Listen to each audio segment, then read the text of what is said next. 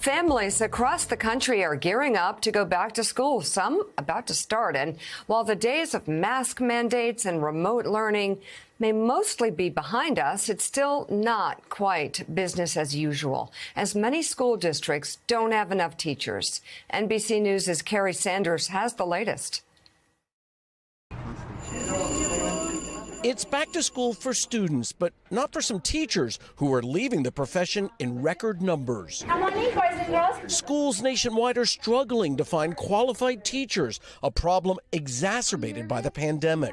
You're talking about, dealing with more hassles, more frustration, more depression, more anxiety for the same amount of pay. An estimated 300,000 public school teachers and staff left the field between February 2020 and May 2022. A recent survey of teachers found almost 80% say they're dissatisfied with their working conditions, almost half saying they're very dissatisfied. And one study found 55% of educators are seriously considering ending their careers earlier than expected. Parents are concerned. I personally know several teachers who have resigned, who just couldn't take it anymore, not feeling that they were valued. I want you to pay close attention.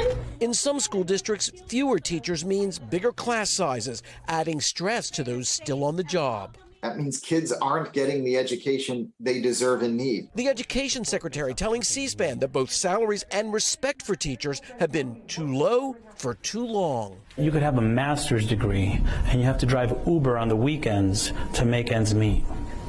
That's unacceptable. Florida has some of the worst shortages nationwide, with more than 8,000 teaching positions unfilled. The state is recruiting military veterans to teach, even if they're not certified. We're going to make sure that if we hire military personnel under these new provisions, that they are able to deliver instruction, that we prepare them well. Critics urge a different strategy, lure experienced teachers back with better pay and better working conditions. Wow. NBC's Kerry Sanders with that report. And joining us now, the U.S. Secretary of Education, Miguel Cardona. Thank you very much, Mr. Secretary, for joining us this morning. Where do we begin? I think it's a teacher shortage that we're looking at.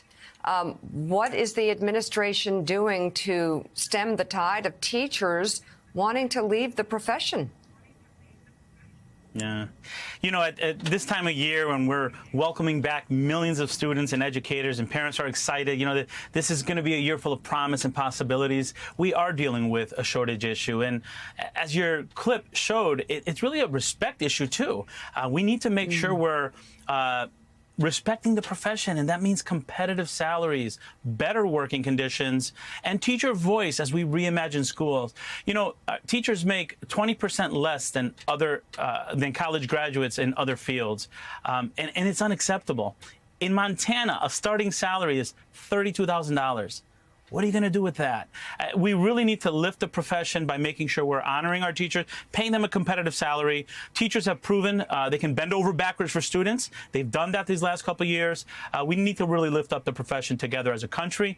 Our students deserve that. They've gone through enough. We really need to make sure we're putting our students first, and that means supporting our educators. So how does that happen? Yeah. So, I made a call to district leaders and state leaders to use the American Rescue Plan dollars, $130 billion across the country, to help reopen our schools. Use those dollars to provide incentives to attract teachers, to retain teachers, to bring retired teachers out of retirement without losing benefits. So those are some short-term solutions, but that's not going to cut it. We're going to need long-term solutions.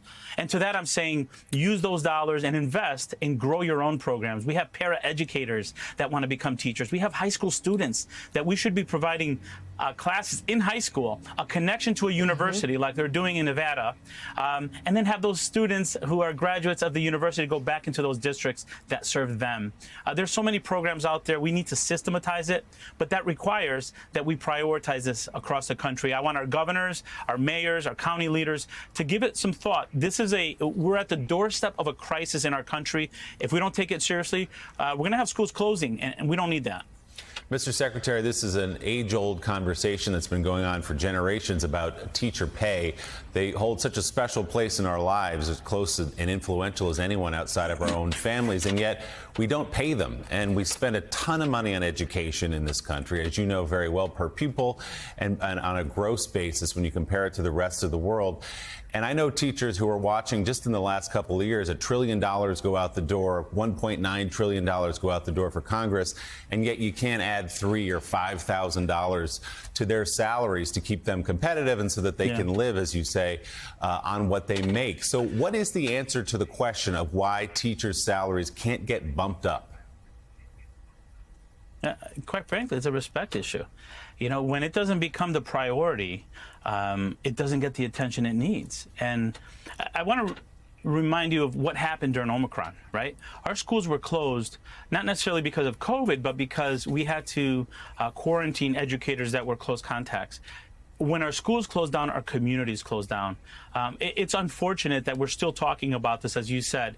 And sadly, I wonder sometimes, the profession is made up of 85% or more women. Would this be the case if it was 85% men? Secretary Cardona, Secretary, a question about the school year that's just starting now. As you look ahead, do you foresee the kinds of disruptions because of COVID, the pandemic that we've had the last couple of years? Do you think we're all back to normal now? Where do you think we are on that continuum? Look, I'm expecting the best year yet. We've managed COVID-19. I'm not saying we're over it. I'm not saying we shouldn't be precautious. We have to be precautious. Student safety must remain our #1 priority. But we have better science. We have the tools. We have vaccinations available. Our students need to get back. They need to catch up. Academically, they need to be provided with more social engagement. They've missed a lot in the last couple of years. I expect that the American Rescue Plan dollars are used to make sure students have more opportunities. It can't be what it was in March 2020. That's not good enough. Students lost a lot. We have to make up for it this school year. We know how to manage COVID-19. We need to level up across the country. Our students deserve it.